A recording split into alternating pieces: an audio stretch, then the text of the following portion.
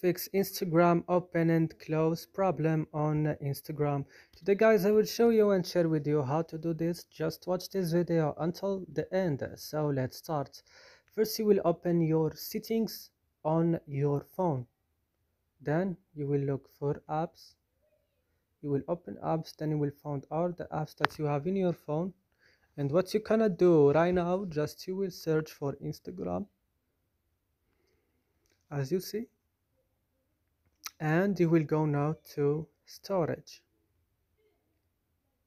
Then you will click to the bottom of the screen in clear data and click OK, and it will fix your problem. So that's it. I hope this video is useful for you. Don't forget to like, also subscribe in our channel, and see you in another video.